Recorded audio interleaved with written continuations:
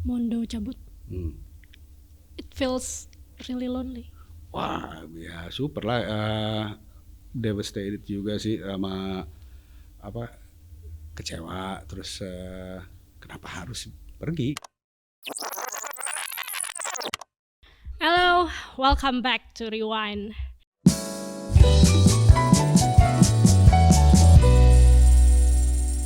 Hari ini kita kedatangan musisi yang tidak mau disebut sebagai musisi, tapi apakah dia mau disebut sebagai politisi? Selamat datang Ade Paloh. Thank you for having me. Thank you. Apa langsung dijawab kali ya pertanyaan pertama tadi? Apakah mau disebut sebagai politisi? Kalau musisi kan udah terestablish nggak mau disebut sebagai itu kan, bukan seorang praktisi profesional gitu sebagai musisi gitu. Dan di politisi juga belum bisa dibilang itu juga karena belum jadi praktisi yang profesional di situ juga gitu. Jadi ya seorang manusia biasa aja lah udah gitu, pas-pas aja. Manusia biasa. Ya pastinya kita semua manusia biasa kan. Extraordinary-nya itu kan tergantung orang nilai kita kayak gimana gitu kan. Ya, dari orang aja kalau kita sendiri ngomong kita extraordinary hancur gitu udah. Ya, gitu. Bisa sampai sekarang lo menganggap ordinary? Ya pastilah, di situ gue selamat. Kalau gue nganggap gue extraordinary dengan plakat yang gue taruh sendiri di diri gue, hancur gue udah. Apaan gila. Halu kan kayak gitu. Sedih banget kayak gitu. Tapi mungkin karena kita bahas soal itunya. Apa kalau pernah merasa lo extraordinary tapi? Kadang-kadang aja kalau lagi down. Lagi down gue kayaknya lebih hebat dari itu gitu. Perlu juga sih kadang-kadang kayak gitu, cuman jangan lo sebarluaskan kayak gitu. Bahlul itu. Hancur. Bahlul. Oke. Nanti kita bakal bahas yang politisi-politisinya. Siap. Tapi karena ini Rewind, pasti kita startnya dari masa kecil seorang Ade Paloh yang membentuk Ade Paloh. Lahir di Medan. Tapi pindah ke Jakarta. Pindah ke Jakarta tahun 82. Gimana Ade Paloh menggambarkan Ade Paloh kecil dulu? Pas yang mana nih, yang di Medan? Boleh.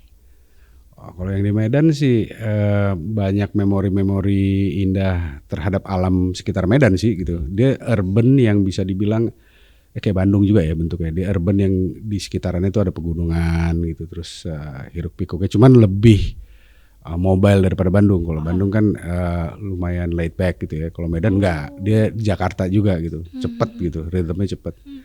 Banyak sih kenangan indah di Medan gitu yang dulu saya anaknya pemalu banget, sampai sekarang juga masih pemalu.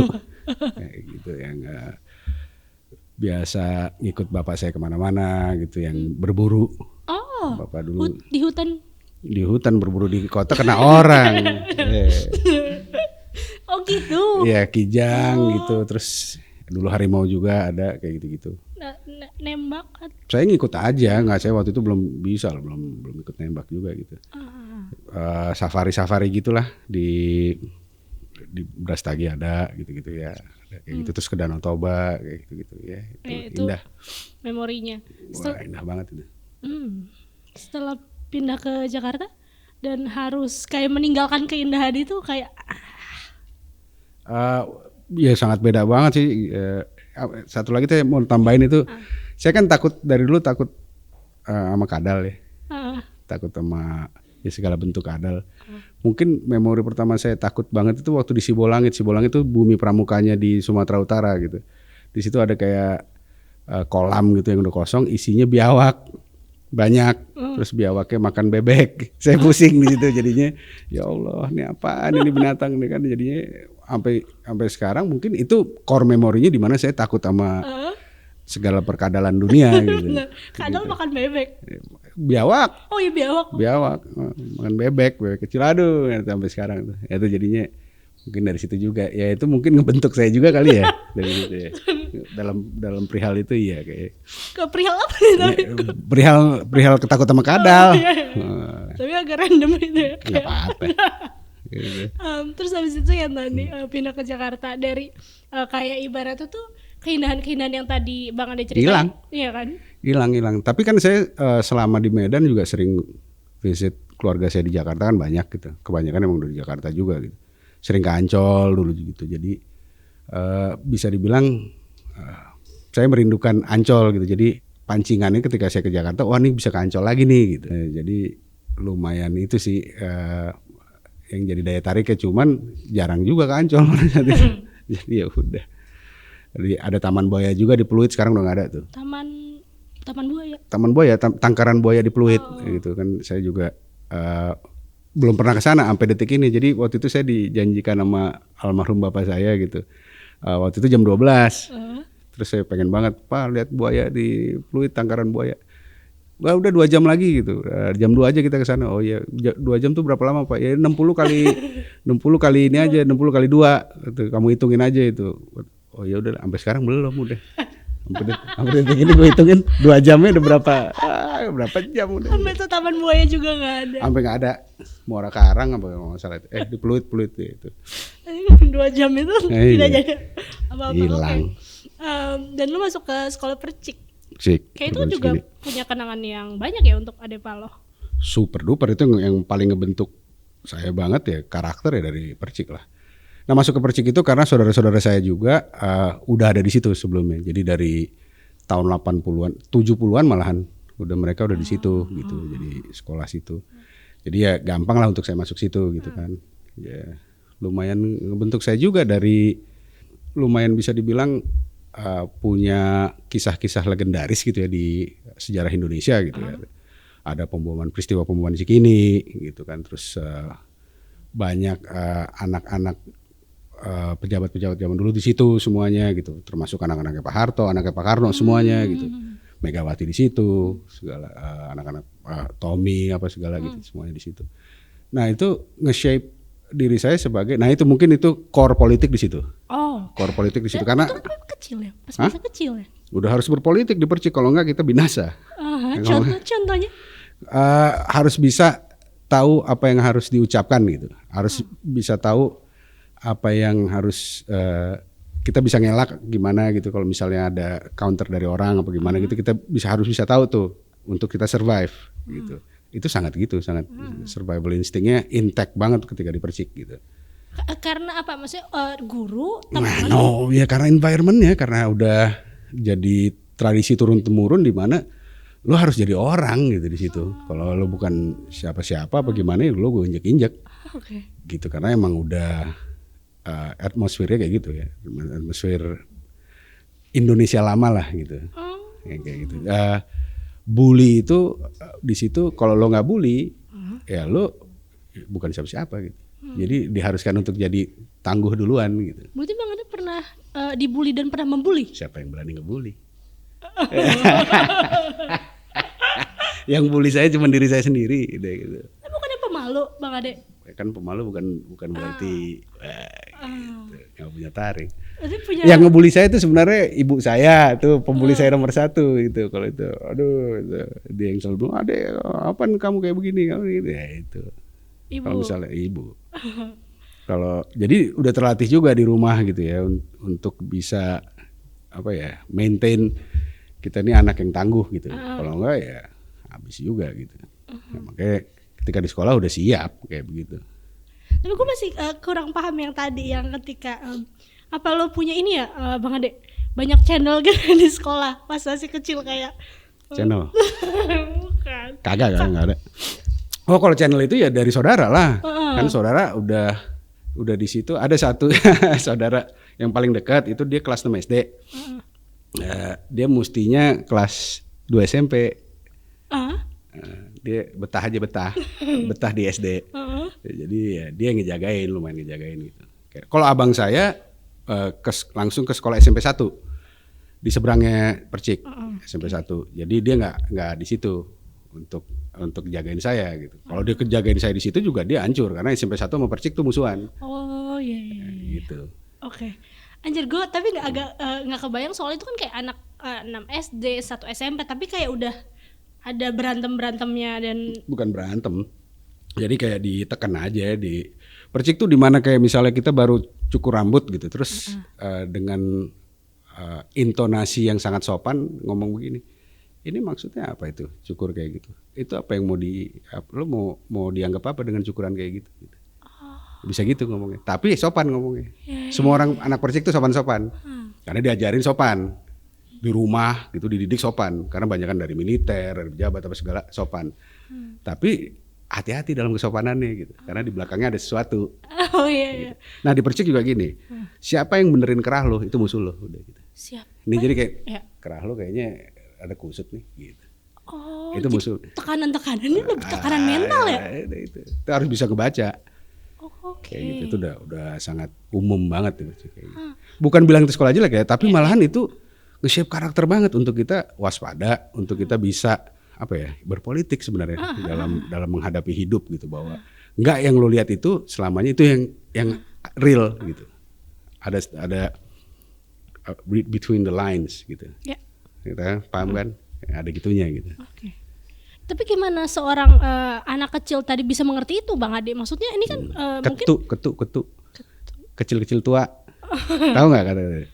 Enggak lah, ini generasi. Ketu, kecil tua udah tahu, udah paham ya. Ya dari hari-hari tahu lah merhatiin kayak gimana gitu. Segala gitu. gue jadi kayak ke sekilas gitu kayak gue kebayang tuh autobiografi ada salah satu film, terus gue langsung mikir hal itu kayak ketika dimana orang-orang yang mungkin orang-orang di Percik adalah orang tua yang punya jabatan. Ya semuanya bisa dibilang hampir 90% lah gitu. Ya situasinya aja tuh di Menteng kan, tengah Menteng banget Cikini gitu, di mana semua rumah di situ di Penogoro, di Imam Bonjol, di Jalan Semarang, di Jalan Cirebon, di Jalan Ciditiro itu kan semuanya ya di situ semua. Ada siapa gitu. aja dulu Bang Ade? Waktu SD ya, siapa ya? Tahu ini nggak lawyer Hotman Paris. Bukan umur berapa dia, tua banget dong. Sandi Arifin gitu, lawyernya artis-artis, itu angkatan. Terus anaknya Pak Yapto, Pemuda Pancasila. Oh. Abi, Yedi gitu, ada. Paham. Ada situ. Siapa Oke. lagi yang banyak? Lagi lah banyak sih, banyak banget. Tapi itu juga ada Bang Mondo sama Awan. Ada. Dulu bentukan kalian bertiga tuh dulu kayak gimana? Kayak apa? Kayak dakocan kali ya, rusak aja udah. Ya kalau saya dulu kecilnya kecil banget gitu, poni, rambut saya poni gitu, kayak Beatles gitu. Terus pertama kali yang ngomong sama saya waktu saya kan anak baru tuh, celana saya coklat karena dari Medan kan, celana coklat di Persit Kartika Chandra dulu sekolah saya. Terus yang pertama kali negor saya itu ya Mondo, karena saya duduk di depannya dia. Di depan atau di belakang? Ya di depan kayaknya. Terus dia lihat kan celana. Dia yang pertama kali ngomong, anak mana lo gitu. Langsung ya, dari Medan gitu, kayak gitu. Mondo pertama kali. Dia orangnya juga kecil gitu. Rambutnya ya gitu dah. Sama juga. Sama udah sama, tapi belum pakai kacamata. Kalau Awan kelas 4 ketemunya. Itu kelas 2. Saya ketemu Mondo tuh kelas 2. Nah, itu belum kenal Awan. Karena dia kelas C. Okay. Saya kelas B. Gitu. Terus baru ketemunya kelas 4 sama Awan. Gitu. dulu Awan kayak gimana, udah lucu dari dulu? Udah lucu, emang dia badut sih ya. Emang seneng apa ya, kalau orang Sunda bilang tuh apa ya? Apa ya orang Sunda bilang ya? Kalau tuh lupa. Apa sih itu namanya? Bodor Ya. Bodor kayak gitu. Emang dari dulu dia paling suka impersonasi siapapun juga. Dulu jadi ada penyanyi yang suka nyanyi di radio, aku itu Gomloh. Udah jadi gitu dia. Pakai kepang-kepangan dia bikin sendiri, jadi joker juga. Seneng banget dia kayak gitu. Emang dia dari kecilnya suka impersonate orang. Suka kayak gitu. Di Jiplak apalagi kan, jadi Paul bener-bener pure Paul dengan segala ininya kan. Tapi itu dari dulu kalian udah dekat, yang tadi yang ketemu sama Mondo? Kalau Mondo udah langsung deket gitu. Udah diundang ke rumah dia di Cikini kan, rumah dia udah cuman udah satu garis doang sama sekolah. Okay. Jarak 300 meter lah. Nggak nyampe 200 meter lah dari sekolah gitu. Udah sering diajak ke situ. Udah deket lah sama dia. Tapi belum ngomongin musik sama sekali. Belum ngomongin. Jadi Mondo dulu suka ngegambar. Jadi dia ngegambar sunggokong, gambar apa gitu. Bagus, gambarannya bagus kayak gitu. Terus kita doain gambar gitu juga gitu. Mas tahu musik itu kelas 4 SD sih. Dia memperkenalkan saya ke Sgt. Peppersnya Beatles. Sebelumnya saya juga udah suka musik, tapi classical music dari nyokap kan dulu suka banget itu. Sama keroncong dari bokap juga. Nah, taunya Beatles ya dari Mondo ya. Dari situ tuh mulai kayak kena deh racunnya tuh. Tapi momen itu seperti apa? Maksudnya kayak anjing ada gitu ya nggak? Ada lah, dia jadi ngerekamin dari tape deck ke tape deck gitu. Jadi tape decknya dihadapin ada pada depan terus direkam gitu. Terus ya saya putar di rumah tuh semuanya saya dengar dari awal sampai habis sama nafasnya dia. Dia sambil ngebaca. Jadi nafasnya dia gitu kan, dia kan suka nelen ludah tuh orangnya. Kedengeran tuh sampai saya intrik banget, kedengeran tuh. Buka ini lagi ngapain orang. Jadi ketika dengar Sgt. Pepper saya nginget langsung ke situ lagi gitu. Dengan dia begitunya dia kayak gitu dah. Terus setelah mendengar Sgt. Pepper tanpa daham-dahamnya Mondo tuh kayak ada bedanya maksudnya kayak, ada karena nggak ada suara dia itu gitu. Di satu lagu gitu kayak nggak ada suara itu kok ada yang miss gitu kayak gitunya gitu. Nah si Awan tuh belum dengerin musik sama sekali. Si Awan tuh malah dengerin lawak. Jadi dulu kan lawak tuh direkam di kaset gitu kan. Jadi dia dengerin itu aja udah lawak, siapa Jayakarta Group, Lontong Balap Group lah gitu. Namanya gawat-gawat tuh. Berarti bukan musik ya memperkenalkan kalian bertiga, maksudnya mempersatukan kalian pada awalnya. Kekonyolan aja sih. Suka nomor satu kita suka ngecengin kan jelek kayak gitu dah. Cengin-cengin orang gitu. Nah ternyata sama gitu, kadar ngecenginnya sama gitu. Wah ini pas nih kayak gitu. Udah gitu. Tapi saya deketnya banget tuh sama Mondo terus gitu. Jadi walaupun saya ada geng lain nggak pernah sama Awan. Saya benar-benar nyatu sama Awan kelas 1 SMP ketika satu kelas gitu. Kalau sama Awan kelas 4, kelas 5, kelas 6 tuh cuma temen. Oke. Setelah dipercik tapi Bang Ade harus pindah. Iya kelas 2 SMP. Karena kayaknya ada satu momen yang kelas 3 SMP, kelas 3 SMP semester 1. Kayaknya ada satu momen yang besar ya, yang akhirnya membuat Bang Ade harus pindah. Nggak tahu apa nih. Apaan sih? Nggak tahu. Bukan momen apa nih, saya cuman dia dipindahin aja udah. Gitu. Dipindahin. Gitu. Dipindahin. Mungkin karena ya ini kayaknya kalau misalnya di sini feature-nya kurang cemerlang kali gitu ya. Suka mau jadi apa nih di Persik mulu gitu kali ini. Di sana aja deh. Nah, saudara saya yang tadi yang kelas 6 itu udah di sana duluan. Karena emang sekolah aja. Udah sekolah di sana, udah di sana duluan. Abang saya juga udah di sana duluan. Jadi kenapa enggak gitu. Oh, gitu. Iya. Bukan karena ada suatu kayak berantem gitu. Oh, berantem biasa anak laki masa nggak berantem. Ya daripada bandel. Bandelnya apa dulu Bang Ade sampai dipindah secara tidak langsung dipindahkan ke Amerika? Ya gitulah anak-anak laki biasa peer pressure gitu terus kudu ikut-ikut kalau misalnya ada keramaian gitu kan. Tawuran. Ya gitulah. Wah ini udah terlalu bahaya nih kalau misalnya terusin di sini gitu.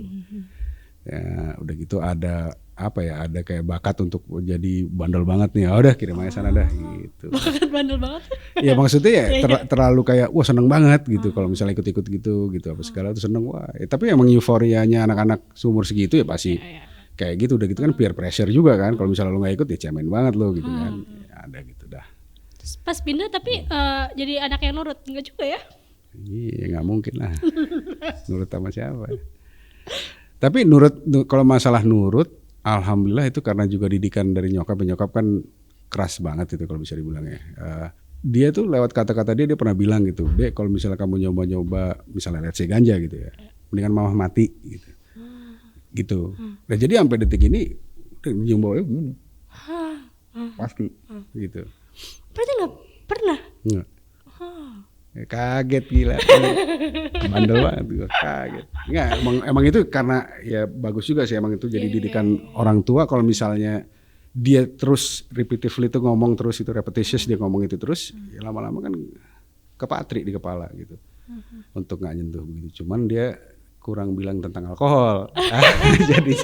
jadinya kita ketika ada alkohol enggak gini. Tapi dulu saya berhenti alhamdulillah. Dari Amerika, pas lo pertama kali menginjakkan kaki di situ di usia berapa tadi? Pertama kali tahun 80. Umur 4 tahun. Situ 3 bulan lah ada keluarga juga kan. Itu Bang Ade keluarga orang kaya Bang Ade? Kok enggak lah, bukan ya kebetulan aja itu mah di orang kaya. Kayak apaan. Terus Terus tahun 89 ke situ lagi ngunjungin abang saya yang baru berapa bulan di sana. Ngunjungin dia juga baru kecelakaan lagi waktu itu tuh. Di mobilnya masuk jurang. Jadi kita kudu ngunjungin dia. Enggak, gara-gara dia disetirin sama temennya. Temennya nggak bilang kalau dia epilepsi. Jadi dia lagi disetirin, tiba-tiba temennya gitu. Dia cerita gitu. Kenapa lo? Gitu. Udah hancur mobilnya, gila total. Tentu nggak kenapa-napa dulu. Nggak kenapa. Epilepsi itu juga. Iya, dia bangun. Kok di mana nih Pit? Kok gini katanya? Lumayan katanya gitu, hancur katanya. Gitu. Iya. Jadi kita ngunjungin dia. Abang saya beset-beset sih. Mobil hancur, total hancur itu. Dan itu mobilnya dia, mobil abang saya. Jadi diganti untungnya kan. Ngunjungin dia ke situ. Terus baru tahun 90 September saya ke sana. 90 September, setahun kemudian saya ke sana untuk sekolah high school. Ya. Seperti apa masa remaja Ade Palo di sana? Seperti kebandelannya kah? Atau menemukan perempuan cantik di sana? Ya pasti lah kalau nemuin sih mas, tiap hari itu ngeliat pasti kan, yang lalu lalang gitu. Ya pertama kali menginjakan untuk tinggal itu lumayan nervous ya. Kan ya sangat beda jauh lah, jomplang kalau bisa dibilang dari Jakarta gitu ke Los Angeles gitu. Umur 13 tahun gitu. Waduh, ngapain ini keadaan kayak gini, udaranya beda gitu kan segala, terus orang-orangnya kayak gimana, dan kita mau nggak mau harus bahasa Inggris terus kan kayak gitu. Itu penyesuaiannya tuh lama. Saya baru masuk sekolah tuh 11 Januari 91 itu baru masuk tuh. Pas masuk hari pertama aja tuh rasanya mau nangis, itu gila itu rasanya itu, aduh gila nih semua manusianya udah pada nggak ada yang sama bentuknya gitu, ada yang orang hitam, orang putihnya dikit lagi. Saya di sekolah kan di daerah Chicano ya, di LA, banyak kan orang Meksiko kan. Terus gitu, jadi ada ya kayak kanselarnya nemenin saya gitu. Mau nggak mau bahasa Inggris terus kan. Pada hari pertama tuh, terus ditunjukin ini tempat ini homeroom lo, nih segala gini. Terus habis itu kita ke ini nih, ke apa sih kalau dibilang di sini tempat kesehatan apa namanya? Rumah sakit? Bukan, di situ di sekolah apa KS ya? UKS. UKS. Nah di situ pas UKS, nah terus masuk ada perempuan. Mukanya kayak orang kita banget kan. Terus, Anita, you're from Indonesia, right? Gitu kan kata si kanselor saya. I'm from Indonesia. Oh, this guy also from Indonesia kata dia gitu. Waduh, tuh seneng banget ya, karena wow ya Allah, alhamdulillah gitu. Aduh, ada ya kan, bayangin aja kan kayak kita di gurun ketemu ada Fata Morgana terus ngeliat, gila itu dia tuh oasenya gitu. Beneran gitu ya. Udah saya tuh selama berapa hari gitu ya, sampai 2 minggu pertama pura-pura sakit mulu buat ke situ, buat ngobrol aja. Sampai dia bilang, Anita, kamu tuh udah mesti cari temen lagi gitu, berteman lah gitu, jangan kesini terus gitu. Ya, gimana gila kan, untuk adaptasinya bingung gitu kan pertama. Berarti temennya itu pada saat itu ya Anita. Ya, Anita namanya. Anita, orang Surabaya dia.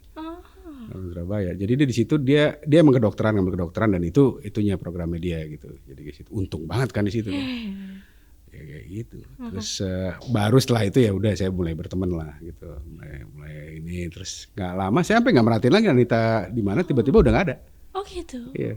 Tapi sekarang udah tahu nggak Bang Ade? Pahlawan tuh dia. Pahlawan yang kudu dikenang selalu, makanya namanya saya sebut nih gitu.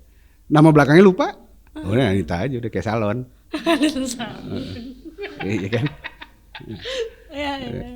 Terus setelah itu akhirnya punya teman yang dari Mexican ya berarti? Chicano ya, American Mexican, banyak banget itu mah. Ada juga Vietnamese, ada Cambodian ada, tapi paling banyak Chicano. Kayak gitu. Baru ketika college baru ada teman bule. Malah gitu. Jarang di sekolah itu aja cuma ada 3 orang kayaknya. Jarang banget yang pure white Anglo-Saxon gitu ya. Jarang. Tapi berarti pada saat itu ketemu Mondonya kapan? Karena kan ada persimpangan jalan juga ya antara Mondo ternyata ketika saya tahun 90 September ke sana, Mondo itu udah ada di sana. Tapi Bang Ade nggak tahu? Udah tahu karena dia lebih dulu dari saya 6 bulan. 6 bulan lebih dulu. Dan dia sekolah di San Diego, tapi sekolah Army Navy, namanya Army Navy Academy. Jadi sekolah kadet. Nah, sekolah prep buat masuk, sebenarnya sekolah private gitu. Kalau saya kan gratis, public school. Kalau dia yang private kayak gitu. Nah itu dia jadi ketika saya ke sana itu ketika saya sekolah dia masih di sana tuh, masih di San Diego. Nah baru saya mulai berapa bulan ya, 4 bulan di sana, baru dia mulai ke LA naik kereta. Saya yang jemput sama abang saya gitu. Jadi setiap weekend dia pasti ke sini, ke LA gitu untuk tinggal sama saya. Sampai setahun dia di sana dia udah gak kuat. Ya seniman suruh jadi tentara, bingung kan? Suruh derap, suruh apa, suruh ini ke dance sampai pakai itu kan pusing palanya dia kan. Ya udah saya bilang cabut aja dong, cabut aja lah, ngapain itu udah gila lo, mendingan sekolah publik aja lo, murah gitu. Iya juga ya, cabut. Sekolah bareng Bang Ade? Enggak, beda. Jangan disatuin lagi itu. Jangan, beda. Tapi dulu berarti masa-masa itu seperti apa Bang Ade bersama Mondo? Apa ya, masanya semua blur itu, keadaan itu blur semua kalau saya pikir itu, karena kebanyakan waktu kesadaran saya kurang bisa ditakar. Ya namanya juga gak dijagain ya. Gak dijagain sama orang tua, abang juga ya gitu doang bilangnya, jangan kebanyakan ya lumayan. Tapi seblurry itu? Ya lumayan karena kan rame gitu, kalau di rumah tuh suka rame, terus ya kadang-kadang kan spur of the moment kita minum gitu, terus terlalu enjoy sama keadaan jadi cuman apa rasanya yang ada gitu, tapi memorinya hilang gitu. Kayak gitu. Iya. Apa yang paling berbekas jadinya di era itu? Atau yang membentuk Bang Ade gitu setelah dipikir-pikir tuh masa itu tuh ngebentuk Bang Ade karena ininya atau? Moodnya sih, lebih ke moodnya gitu, gimana gue nge-perceive keadaan itu sebenarnya itu bagus buat seni tapi rusak buat jiwa sebenarnya. Oh ya? Iya. Kayak sebenarnya kan yang paling sehat adalah bikin statement facts are not feelings kan, facts are not feelings gitu. Yang kenyataan itu bukan feeling sebenarnya. Karena kalau misalnya kita terlalu masuk ke dalam situ gitu, kita akan mikirin empati kita keluar gitu. Empati kita akan ngebentuk suatu format pikiran yang akhirnya hanya akan matiin kita, ngebunuh kita gitu. Karena kita terlalu empati terhadap itu gitu. Kalau misalnya kita tetap stick sama ini langit biru ya biru, ini hujan ya hujan gitu. Ini langit ini sedang abu-abu ya abu-abu. Tapi kalau misalnya kita include dengan empati dan perasaan-perasaan mood yang lain itu, yang imbuhan-imbuhan eksternal dan imbuhan-imbuhan ekstrakurikuler itu kan, kita akan bilang, oh dalam langit abu-abu ini tersirat pesan ini, tersirat keadaan ini, tersirat yang pantasnya gue akan merasa grey juga di dalam gua apa segala gitu, akan ngerasa down dan segala, mellow dan segalanya. Itu gila itu sebenarnya, bagus buat seni, nggak ada duanya itu.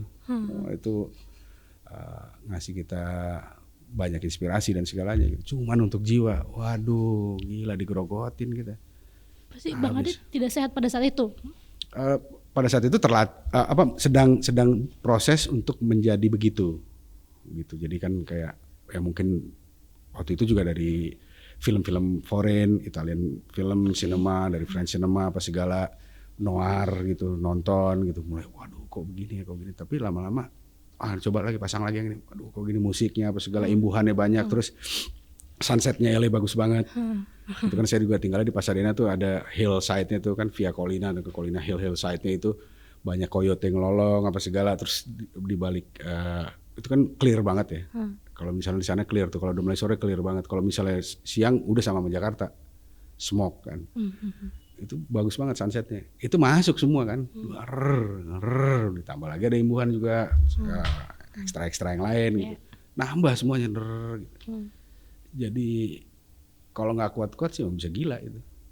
Tapi untuk yang mempersilahkan dirinya untuk ngerasa itu. Kalau misalnya dia nggak persilahkan dirinya, ya sebenarnya bagus, jangan dipersilahkan sebenarnya kayak gitu, karena nggak sehat juga buat jiwa. Tapi kalau tidak seperti itu mungkin tidak ada lagu-lagu atau tidak ada sore bahkan. Bisa jadi, sangat bisa dibilang ya itu pasti terjadi gitu. Kalau musik itu nggak akan ada tanpa itu. Gitu. Buat saya, waktu Carolina aja bikinnya di sana itu tahun 94. Dasarnya Carolina ya, itu pertama kali saya dan Mondo bikin lagu itu. Ya di situ karena itu di meja makan yang mana itu langsung ngadep ke bukit-bukit tadi itu dibuka aja tuh, blindsnya dibuka, gitu, kelihatan kan, gitu. Suara Ella itu kan bisingnya tuh yang gila, itu mega silent yang ada suaranya. Bayangin aja itu silent yang ada suaranya. Jadi kalau kita buka kaca kita gitu ya, bunyi Ella ada lagi nih, itu terus tuh begitu. Suara itu begitu. Ama ada kadang-kadang selentingan, gitu, tembak-tembakan kan, terus habis itu the big silent. Tuh gila tuh kan, kayak kita wah gila di embrace kencang banget sama suara itu kan. Mana kita juga kayak, wah gila nih keadaan nih. Indah sebenarnya, cuman perih. Kayak gitu. Bittersweet sebenarnya kayak gitu. Ngomongin Carolina, lagu pertama. Apa yang membuat si Carolina ini ada? Pertama kali sih si Mondo yang ngeluarin nada pertamanya ya, Making Love to You gitu dulu, da itu kan Mondo gitu, na. Terus langsung tuh gue tambahin kata-kata, I've been reaching for karena lupa lagi, ya udah gitu, terus langsung gue tulis kayak gini, tapi gue bilang tapi cheesy nih Dok. Nggak apa-apa, udah lagu kita pertama cheesy, it's alright man katanya, ini nggak apa-apa banget, love song lagi nih. Oh ya udah, dulu judulnya Lady in the Night, My Lady in the Night gitu. Kayak ada imbuhannya lagu-lagu Chrisye yang Putri na na na na na, itu yang Putri Malam ya, itu Lady in the Night.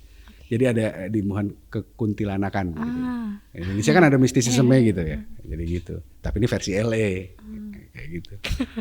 Baru dijawantahkan menjadi Carolina itu tahun 2007 kan ya, jadi Carolina ya. Nah itu rilis malah di album kedua. Kenapa lagu itu tidak rilis di single resmi? Karena itu biar disimpan dulu di backseat gitu, karena sayang gitu kalau langsung gitu. Kayak kita tuh ada suka gitunya gitu, kalau sesuatu yang bagus ya save aja buat ntar gitu. Ya, bukan langsung dikeluarin. Jangan lah, sayang kayak gitu.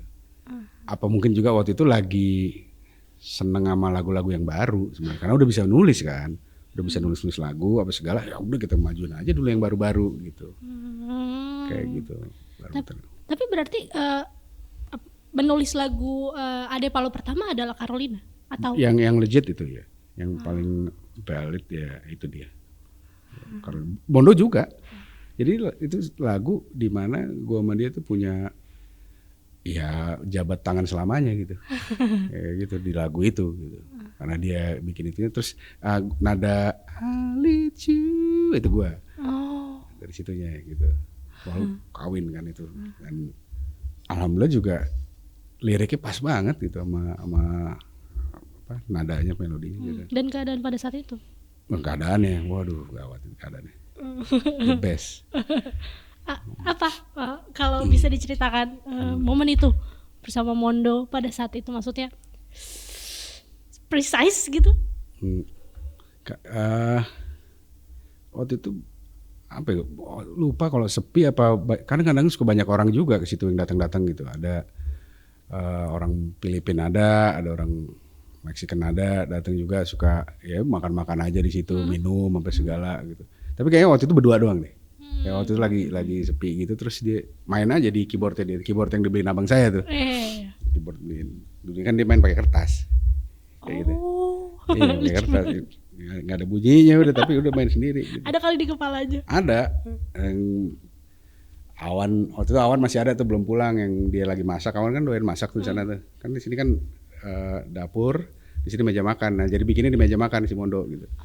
Nah, Mondo pakai piano kertas gitu, terus si Awan sambil gini. Terus dia ngomong, "Dok, ini HP gue yang budek gitu. Apa tuh keyboard rusak gitu katanya." Terus kata Mondo, "Belum nyalain Wan." Gitu. Belum colokin katanya. Kan gila. Gitu. Tapi abis itu dibeliin karena abang saya kayak sedih kayaknya, ini kayak manusia kenapa main pakai kertas mulu gitu kan. Jadi dibeliin keyboard. Nah, itu dimulai itu Casio berapa gitu dimainin. Gitu terus nadanya oke juga nih dia mainin gitu kan. Dia waktu itu masih belum terlalu gape sih mainnya. Tapi udah ada format itunya tuh, dia humming gitu. Bagus juga gitu. Langsung masuk gitu. Itu cuma berdua kayak gitu. Dan ditemani dengan El Presidente. ada whisky Meksiko. Oke. Murah itu, murah banget itu, cuman berapa? $3.75, gila.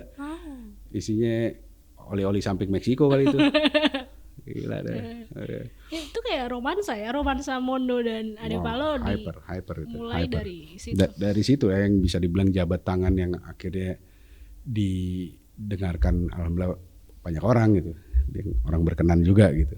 Itu gitu, hasil karya lah bisa dibilang gitu. Dari berdua. Tapi belum ada omongan tentang sore kan ya? Gila, nggak ada kepikiran saya mau main band juga nggak ada. Bikin aja berarti. Itu aja. Keluar gitu. Iya. Tadinya mau jadi tentara, nggak jadi. Saya mau deh. Iya pengen banget dulu karena suka ketentaraan, suka pesawat, saya suka. Nggak ada pikiran mau musik. Bisa gitar dari kelas 4 SD bisa, yang ngajarin guru bahasa Inggris. Langsung kiri karena kan suka Beatles. Tapi nggak ada pikiran musik sama sekali. Kalau Mondo yang udah pasti musisi, karena emang dia juga ngambilnya di college musik sama appreciation apa gitu. Dia kan bisnis ngambilnya juga dulu gitu. Tapi Bang Ade pas balik ke Jakarta itu juga sama ya sama Mondo ya? Waktunya? Nggak, Mondo tahun 96. Oh, duluan berarti. Duluan, ya? saya 2001. Akhirnya Bang Ade balik lagi ke Jakarta karena ingin menikah. Karena ingin menikah ya pada saat itu. Tahu dari mana? Hebat juga. Iya, bisa dibilang begitu deh. Ya, karena kan saya ketemu dengan gimana bilang ya, calon saya yang sudah bukan calon lagi, yang sudah bukan istri juga, gitu kan ya. Pasangan pada saat itu. Pasangan itu aja kata-katanya gampang, tinggal pasangan doang ya selesai. Jadi ketemu situ, terus dia pulang duluan juga, dia pulang tahun 2001 tapi spring dia pulangnya. Terus dia bilang, "Dek, lu pada lama-lama di sana." Emang saya waktu itu juga udah kelar sekolah, cuman kerja biasa-biasa aja. Saya retail dulu, kerja retail jadi tukang nginput data retail. Oh, oke. Jadi itu kayak consultant. Gitu. Jadi pace-nya oke lah, gitu, moderate lah gitu. Terus dia bilang pada itu pulang aja gitu katanya. Sini banyak kerjaan juga ya, dan kita bisa kawin juga katanya. Oh ya boleh juga sih, daripada sini gini-gini aja ya gitu. Oke deh, daripada ntar bertahun-tahun lagi di sini kan. Lu di situ aja waktu itu zaman saya aja udah ada yang 20 tahun di sana ada. Kayak gitu. Terus tapi berarti dari dulu Bang Ade tuh kayak nggak hidupnya tuh nggak kebayang akan seperti apa, mau kayak gimana kayak. Oh belum. Waktu di LA tuh sama sekali ngebayangnya ya biarkan nasib gue aja yang ngebawa gue gitu. Kayak gitu. Biar ntar mungkin gue jadi ini, mungkin gue akan terus stay di LA gitu, dan gue punya keluarga di sini, itu ada. Karena banyak yang juga teman-teman yang begitu, yang aku di sini aja deh, gue nggak balik. Apalagi abis itu abis kerusuhan kan, setelah 98 kan. Kita kan juga berita yang masuk ke Amerika pada saat itu tentang Indonesia itu kan semuanya nggak lugas lah gitu ya, dibilangnya nggak clear, nggak detail. Gitu. Jadi kalau misalnya kita ngomong, wah ini di Indonesia lagi mana nih gitu, wah ini penjarahan di mana-mana apa segala gitu, sampai kita mikir bahwa setiap hari ada penjarahan. Even itu tahun 99, even itu tahun 2000, gitu? Masih mikir begitu. Kalau lu di jalan pasti lu dipalak, lu pasti diiniin, lu pasti perampokan apa segala gitu. Karena kan beritanya cuma dari konsulat. Kalau Indonesia zaman dulu kan ada sosmed. Apaan nggak ada kan? Cuma ada Friendster, ya. Dan dulu IRC, MIRC, Friendster, Netscape, AOL, ya kan nggak ada berita apa-apa itu kayak gitu.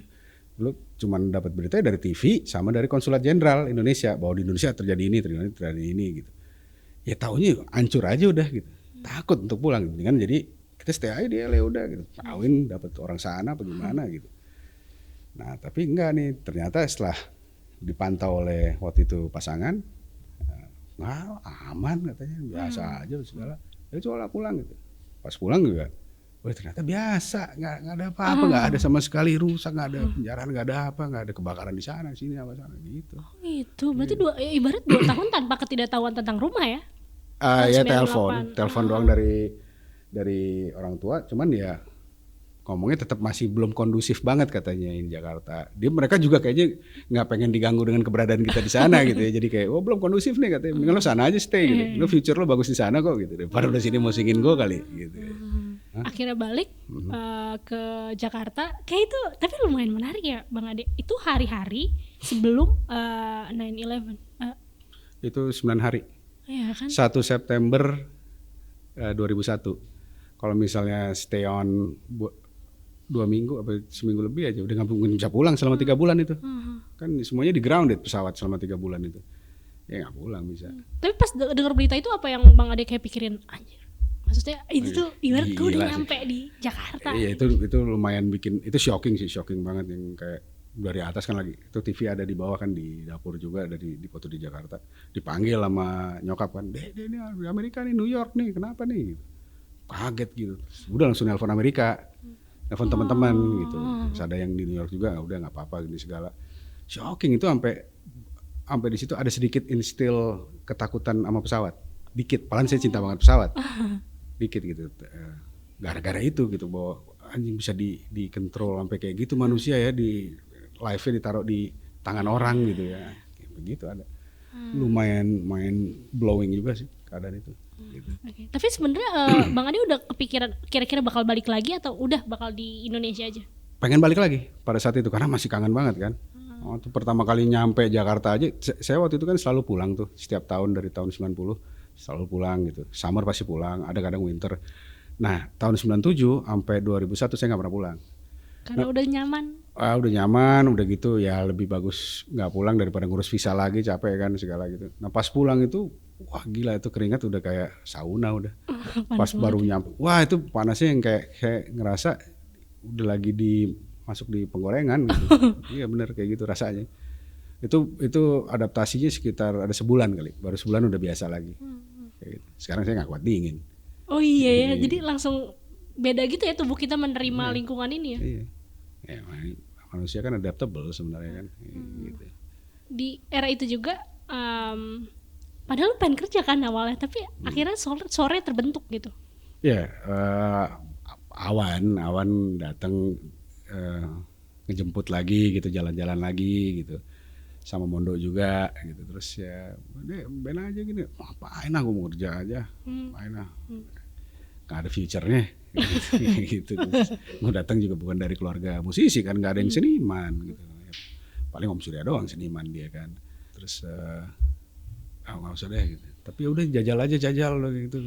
Ya jajal aja mau gimana? Bikin lagu aja, udah bikin lagu. Ini sama si Bambi nih, karena Bambi udah sempat kenal waktu tahun 96 pulang gitu.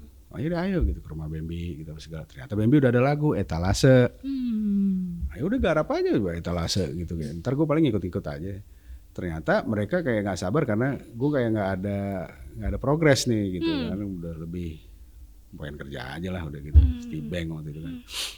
Terus mereka akhirnya bikin di studio mana gitu di Cipro di Bukit Duri, bikin abis itu dimasukin ke Prambors, masukin ke Prambors, masuk ke indie top berapa gitu yang terus. Ini single berarti? Single. Terus masuk itu chart dari nomor 1 selama 2 minggu. Kaget juga kan, wah ini berarti mereka solid juga nih. Nama bandnya Bahagia lagi, siapa namanya udah gila. Namanya Bahagia? Nggak kreatif gila. Bahagia gitu. Emang sore kreatif banget ya? Nggak maksudnya Bahagia itu sebenarnya, kalau sore itu kan doain ngebalikin apa gitu. Wah gila tuh bahagia banget, berarti sedih banget. Itu artinya sedih sebenarnya. Oke. Gitu. Cuman kan nggak banyak orang yang nangkep bahagia aja. Iya betul. Akhirnya udah coba ini dulu atas nama Bahagia, mau dimasukin atas nama Bahagia tuh, jangan lagi lah, udah ntar gue pikirin namanya, gue pikirin dah. Sampai suatu petang gitu, gue berdua lagi sama Mondo duduk di sofa kamar gue tuh, ngeliatin sinar aja gitu. Ada suling gue, ada lemari gitu, kena matahari sinar. Bagus juga nih sore keadaan ini gini. Ya udah sore dok, mana?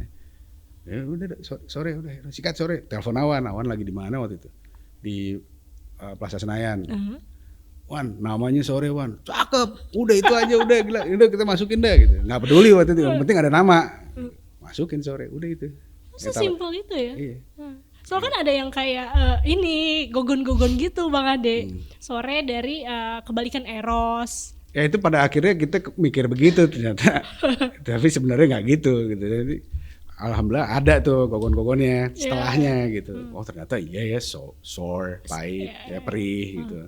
Terus Eros gitu kan, gitu. Tapi ya sesimpel itu. Gitu. Bukan petang juga kan, bukan petang, sore udah. Gitu. Alhamdulillah sih.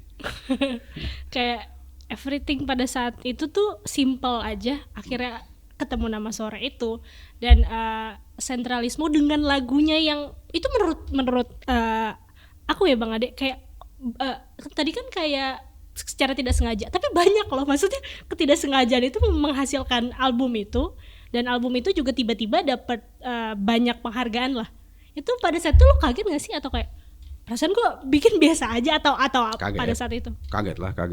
Kok bisa ada yang appreciate nih, bohong kali, ada yang ngebayar kali ya gitu. ada sempat pikiran kayak gitu, siapa nih yang ngebayarin nih sampai kayak gini nih gitu. Cuman ya pada akhirnya terima gitu.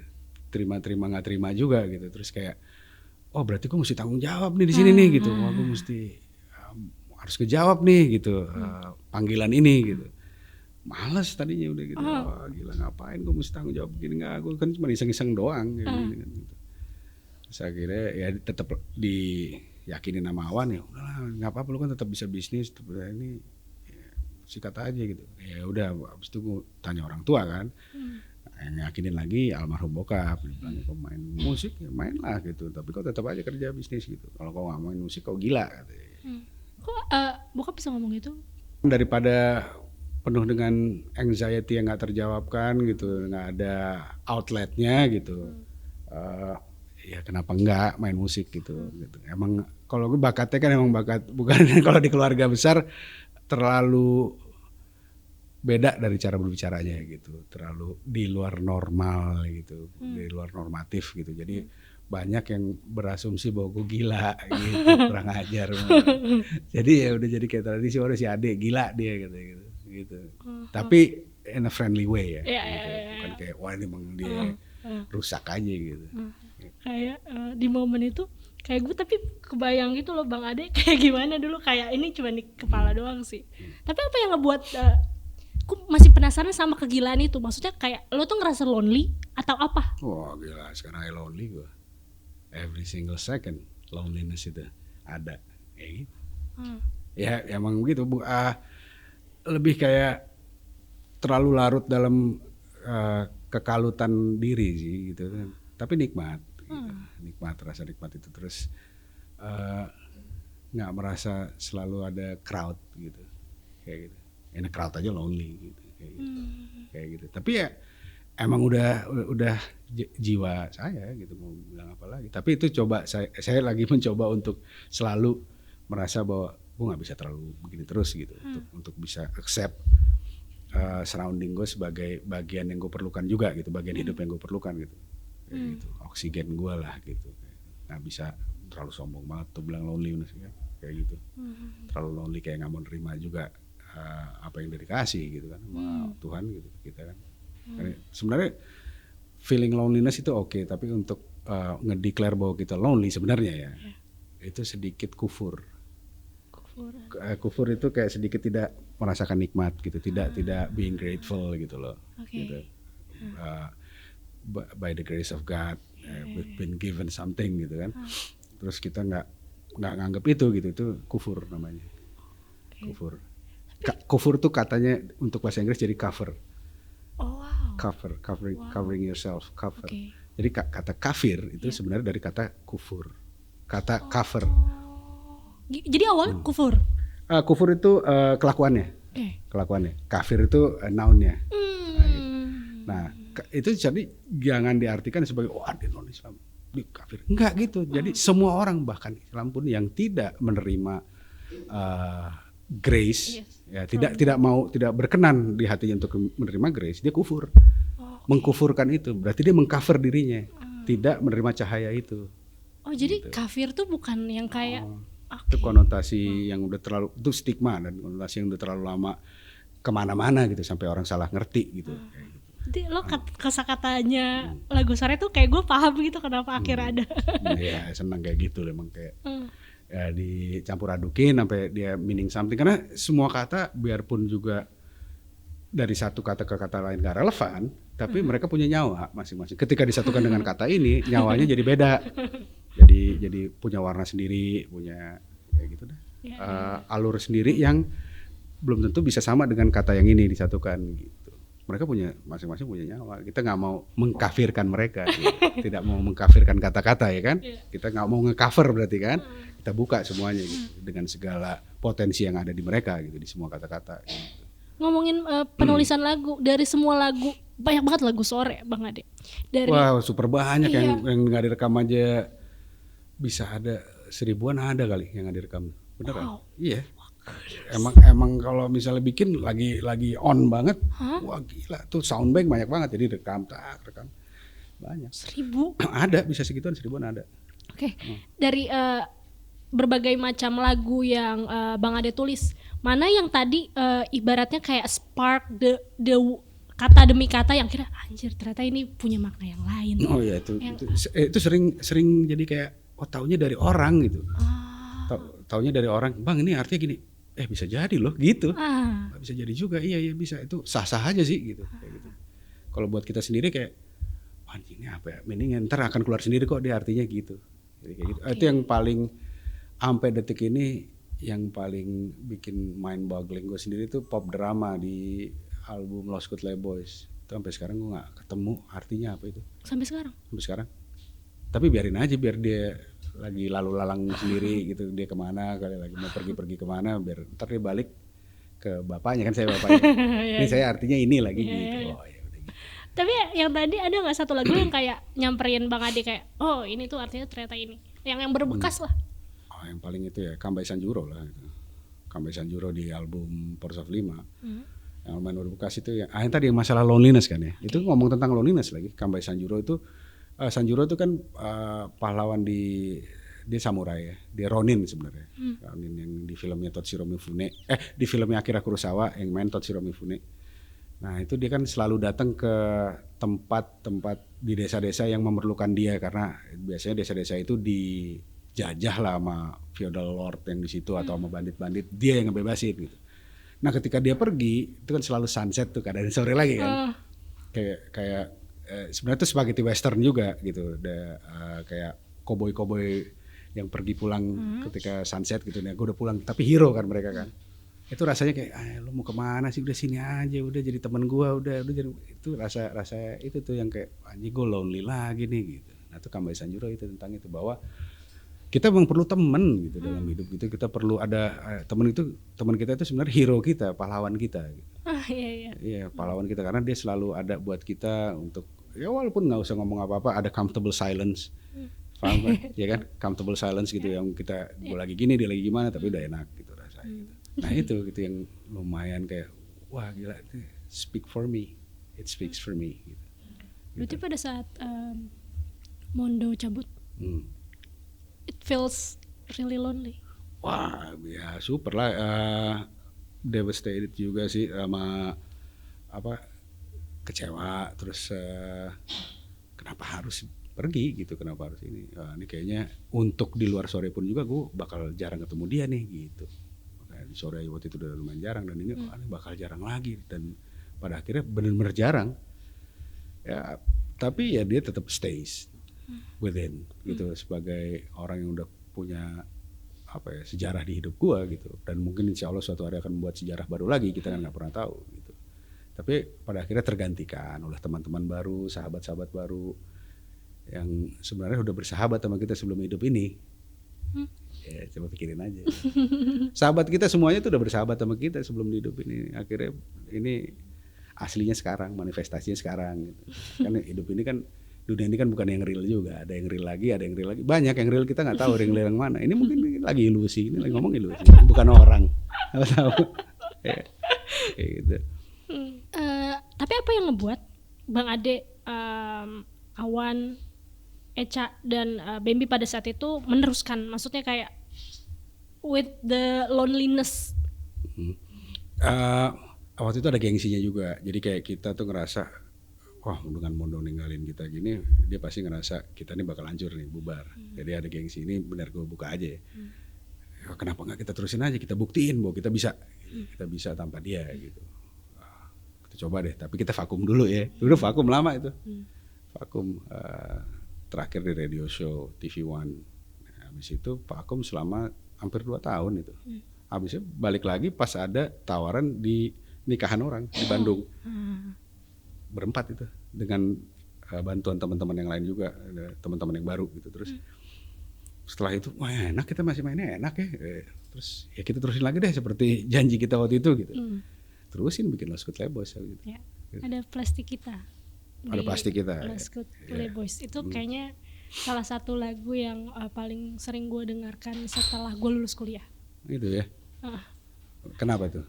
Di situ gue sedang mempertanyakan juga apakah hidup yang sedang dijalani pada saat itu memang benar atau salah.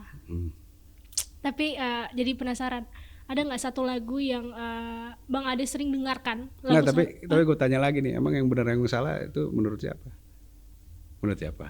Benar salah. Tatanan salah dan benar itu dari menurut siapa? Menurut normatifnya kayak gimana mesti?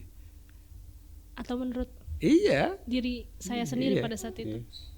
Apa yang benar dan salah itu apa gitu? Ngangguk doang ya tanya. Iya nggak ada yang benar-benar benar dan salah sebetulnya. Tapi setidaknya untuk diri kita sendiri merasakan hidup itu benar atau salah gitu. Ya, lakuin yang terbaik aja. Lakuin yang terbaik aja sebaik-baiknya mungkin jadi manusia. Yang pasti benar adalah, pasti benar banget, mati sama ngebayar pajak, udah itu aja. Udah itu, udah dalam hidup ini udah mati udah. Tapi along the way jadi baik, udah jadi manusia yang baik aja udah. Along the way itu akan ada rewardnya sendiri nantinya gitu. Yang salah pun boleh gitu, menurut orang salah apa segala gitu. Ya buat kita belajar aja gitu.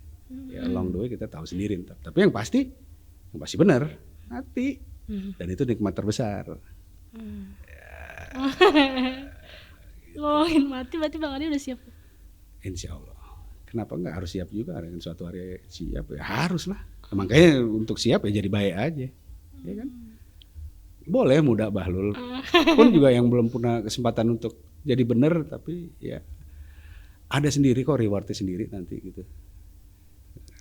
Dan mungkin nggak terasa bagi orang yang sudah pergi, tapi ntar terasa bagi yang meninggal, yang ditinggalin gitu. Kita kan ada apa ya reseptifnya gitu dari mereka. Wah, dia tuh orang baik dulunya, apa dia emang ngeselin tapi ada baiknya juga. Gitu. Ya, alright. Make a good history aja. Gitu. Pernah nggak sih Bang Ade kayak dibilang kayak filsuf gitu kayak soal kayak apa ya? Kadang topik-topik ini kan kata teman saya katanya orang yang sakit hati yang broken heart pasti jadi filsuf yang baik ya. Enggak sih ya, enggak gitu juga. Broken heart ya pasti lah kayak gitu dalam hidup gitu pasti ada gitu. Tapi lu ada kepengenan nggak misalnya nih lu bisa balik ke masa lalu gitu, lu terlahir di era filsuf Yunani misalnya, maksudnya kayak di era-era Socrates gitu, kayak lu bisa turun aja gitu ke jalan dan ngobrol aja gitu. Kalau misalnya bisa terlahir kembali, gue nggak mau lahir. Lihat sih, siapa yang mau lahir coba ngerasain ini semua gitu. Terlalu indah semuanya, warna-warna oranye, pink apa segala, terus absorb ke kita, terlalu indah. Siapa yang mau ngerasain itu perih banget, ya kan? Mendingan nggak pernah experience apa, mendingan kita nggak tahu apa-apa, gitu. Lebih indah gitu. Lahir belum tentu kita juga bikin senang orang. Kalau lahir kita ngeselin orang, gitu. Sedih banget untuk kayak gitu kan. Jadi ya sekarang karena sudah terlahir ya amarannya adalah harus jadi baik supaya orang juga nggak terlalu terluka sama kita gitu kan. Karena sebenarnya kita dengan sengaja ngelukain orang, sebenarnya kita lagi luka juga. Ya kan? Lagi luka sebenarnya dan terluka sebenarnya, karena dengan terluka itu maka kita ngelukain orang untuk nutupin inti kita sendiri. Nah itu kan sedih, mending kan nggak usah lahir, iya kan? Oke. Jadi sekarang Bang Ade udah lahir ya, udah kudu harus bersyukur, tidak kufur. Oke. Dan hari ini Bang Ade memilih untuk menjadi caleg. Padahal di tahun 2021 Bang Ade punya statement bahwa kayaknya tidak akan mencalonkan diri karena itu ada rasa-rasa muka duanya. Apa yang ngebuat Bang Ade akhirnya memilih untuk menyalonkan diri? Karena pada saat itu saya belum merasa terpanggil untuk bermanfaat di scope yang lebih lebar lagi daripada kan medianya selama ini sore gitu ya untuk ke halayak ramai gitu. Nah pada saat itu saya masih belum terpanggil gitu untuk merasa bermanfaat kan, dan belum ada peluangnya untuk ke situ gitu. Dan kan ada Om. Oh pada saat itu kan gimana ya? Karena ngerasa juga belum terpanggil gitu pada saat itu. Jadi saya bilang, wah saya merasa kalau masalah muka dua itu karena saya ngerasa takutnya ketika saya misalnya berhadapan langsung dengan konstituen gitu, orang yang menaruh apa ya amanah ya ke saya gitu, ngerasa kayak takut sih saya gitu, bahwa saya tuh cuman kayak oh kenapa masalah kamu, oh begini, oh iya, padahal dalam hati nggak ini, nggak peduli gitu. Takut saya sama itu, makanya takut bermuka dua. Tapi setelah saya pelajari diri selama ini, oh bisa kok saya untuk benar-benar pegang amanah itu, untuk bisa benar-benar mengambil kata-kata itu dan saya lakukan sebaik mungkin gitu. Kenapa enggak gitu? Dan ada medianya gitu, ada mediumnya, maksud saya ada mediumnya untuk menjadi wakil rakyat. Kenapa tidak gitu? Dan diloloskan ya sudah gitu. Alhamdulillah ya, mudah-mudahan aja emang bisa duduk nantinya, dan saya akan mengerjakan itu dengan baik, gitu, dengan amanah gitu. Dan saya mudah-mudahan tidak munafik dalam melakukannya, tidak nifak. Nah itu kata kerjanya. Nifak itu kata kerja dari munafik. Ntar kita bahas ini nanti di kerek. Jadi pelajaran nih. Gitu ya. Nah setelah akhirnya mencalonkan diri, ada nggak sih orang-orang yang kayak, apalagi gini, menjadi musisi dan menjadi politisi itu dua hal yang sangat berbeda. Ya juga. Mau merubah dari mana? Mau merubah dari luar saja menjadi musisi, atau merubah dari dalam, dari duduk di kursi itu. Apa yang tadi ngebuat Bang Ade ngerasa enggak juga? Padahal menurut saya itu dua hal yang sangat berbeda. Nah, semua hal interconnected kok. Ya kan, musik juga bisa jadi bahan politik, bisa kan. Politik itu kan sebenarnya poli aja dua, banyak poli bercabang. Ya kan? Jadi gimana kita memperlakukan suatu hal gitu, in certain ways, this way or that way gitu, bisa jadi unsur terhadap politism, mechanism, apa aja gitu kan, teknik, semuanya itu tergantung kita ngarahinnya kemana gitu. Kalau misalnya musik menjadi alat politik, sangat bisa karena itu kan influence, musik itu kan menginfluence orang, kan menggait orang dari hati, kadang dari pikiran dan segalanya. Itu sangat bisa itu. Itu mekanisme yang lumayan kuat gitu, powerful gitu, vital juga. Tapi nggak cukup berarti buat Bang Ade. Gimana ya kalau misalnya itu cuman bisa menggugah ya mungkin ya kalau dari itu, tapi tidak langsung mempunyai technicality untuk mengubah. Ya kan? Saya hanya menggugah sampai lupa. Tidak bisa mengubah langsung karena tidak ada technicality-nya. Nah, tapi di sini di legislasi bisa mengubah karena ada form yang sudah tertera di situ untuk mengatur itu. Ada sistemnya gitu. Why not di situ kayak gitu. Benar-benar mau, sebenarnya klise untuk bilangnya. Benar-benar mau nolong. Dengan saya nolong orang, saya nolong diri saya. Jelas itu. Kan tadi saya bilang kan, dengan kita nyakitin orang, sebenarnya kita yang lagi sakit. Dengan menolong orang, saya nolong diri saya juga sendiri. Karena saya menjadi manifestasi kemanusiaan. Self-fulfilling prophecy. Itu manusia kalau udah di tahap atas, di mana dia udah bisa harus nolong orang. Karena itu profesi dia untuk menolong orang. Akhirnya manusia merasa bermanfaat gitu. Itu sebenarnya di naturalnya manusia. Cuman kadang-kadang orang-orang yang kita lihat, oh dia jahat, dia ini segala gitu, itu mereka menutup itu karena dia belum terjawab semua yang di bawah, yang tadi, yang lainnya itu, yang kayak gue harus masih mau begini, gue harus masih begini, gini segala. Ngapain gue nolong dia? Gue nolong aja diri gue sendiri. Salah. Dengan lo nolong dia, sebenarnya lo lagi nolong diri lo, ya kan? Dengan kita ngasih uang ke orang, kita lagi ngasih uang ke kita lagi sebenarnya. Itu kan sebenarnya berbalik semuanya kayak gitu. Tapi selalu ada skeptisisme di kepala saya tentang politik itu. Apakah dulu juga pernah dirasakan sama Bang Ade? Dan apa yang ngerubah itu? Pasti politik dimanapun juga, mau kita ngomong di Swedia, negara-negara maju, mau di Iceland apa segala yang udah advance gitu ya, tetap crooked. Namanya juga politik, it serves no one sebenarnya. kalau misalnya secara gamblang ya, real politics it serves no one. Cuman ada sistem di situ yang bisa dipakai sama kita. If you serve it right, it serves no one. If you serve it wrong, ya kan? Tapi if you serve it right alone, then you gonna die alone. But it's okay. You'll be a hero for yourself at least. Paham gak? At least lu jadi unsung hero. It's alright gitu. Kayak Che Guevara coba lihat. Ya, siapa yang inget dia mati di gudang sekolahan itu, ditaruh mayatnya gitu. Alone, tapi dia serve apa? Purpose-nya dia. Punya idealisme yang akan hidup selama-lamanya. 2000 tahun dari sekarang orang akan inget dia. Paham kan? berarti cita-cita Bang Ade adalah itu. Apa tuh? Jadi Che Guevara selanjutnya. Nama anak gua Ernesto, Nesti itu. Nggak, sebenarnya kayak Hairil Anwar sebenarnya. Hairil Anwar Pujangga, ya kan, yang di puisinya dia Aku Ini Binatang Jalang Dari Kalangan Yang Terbuang, dia aja udah tahu dirinya adalah itu. Sebenarnya dari situ dia merendahkan martabat dia dengan sebenarnya meninggikan eksklusivitas dia dari kalangan itu. Gitu. Tapi bahwa dia akan bermanfaat 1000 tahun lagi dalam hidup gue yang tiada artinya sebenarnya sekarang ini. Coba, aku ingin hidup 1000 tahun lagi kan. Dan puisi di Ponorogo yang ada kutipan tuh, sekali berarti lalu mati. Ya kenapa enggak, kita hanya ingin berarti. Gitu. Dengan berarti dengan apa ya? Dengan memberikan arti ke hidup gitu. Memberikan arti ke orang. Memberikan apa yang kita bisa berikan gitu. Oke. Tanpa in return juga sih sebenarnya. Itu lebih indah kalau kita misalnya expect something in return gitu. Kita selalu expect menunggu itu selalu. Buat apa? Penantian itu kan perih. Ada gift aja udah gift. Tanpa tahu udah bawa akhirnya dapat apa enggak, whatever man. Yang penting gue happy. Sebenarnya gini, lebih indah tuh nge-give daripada nerima. Coba deh pikirin nih. Orang kan pasti biasanya nerima, doyan.